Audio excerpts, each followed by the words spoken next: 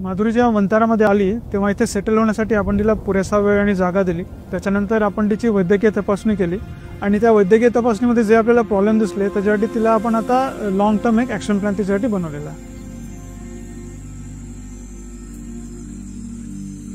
तिला आता आपण वैद्यकीय उपचारही चालू केलेले आहेत। तिच्या ज्या पायाच्या जखमावर त्याच्यावर आपण औषधं लावतोय आणि या वैद्यकीय उपचारांसोबत आपण तिला हायड्रोथेरपी पण चालू केली आहे। हायड्रोथेरपीसाठी ती एका मोठ्या तलावात जातो जो आपल्याकडे इथे वंतारामध्ये आहे आणि त्या तलावात गेल्यामुळे ती जेव्हा त्या तलावात जाते तेव्हा तिच्या पायामध्ये जो जुना आर्थरायटिस आहेत किंवा जुने जे तिच्या पायाच्या हाडांमध्ये प्रॉब्लेम आहे त्याच्या वेदनेतून तिला लगेच आराम मिळतो।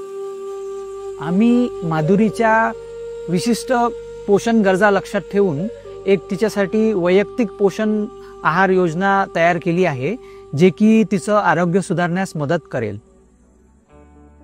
माधुरीसाठी आता आपल्याकडे वंतारामध्ये जे दुसरे काही आहेत तिच्या वयाच्या आसपासचे आणि शांत असलेल्या स्वभावाने तर त्यांच्याशी आम्ही बघतोय की माधुरी आता हळूहळू त्यांच्या जवळ जायचा प्रयत्न करते आहेत आणि असं दिसतं की त्यांची मैत्री थोडी होते आहे माधुरीची बाकीच्या त्या हत्तींसोबत। आणि आम्हालाही लवकर तिचं हेच करून द्यायचं आहे की याच्यामुळे तिचं मानसिक स्वास्थ्य चांगलं होईल आणि ती इथे आपली स्वतःची फॅमिली आणि स्वतःचा एक कळप बनवू शकेल।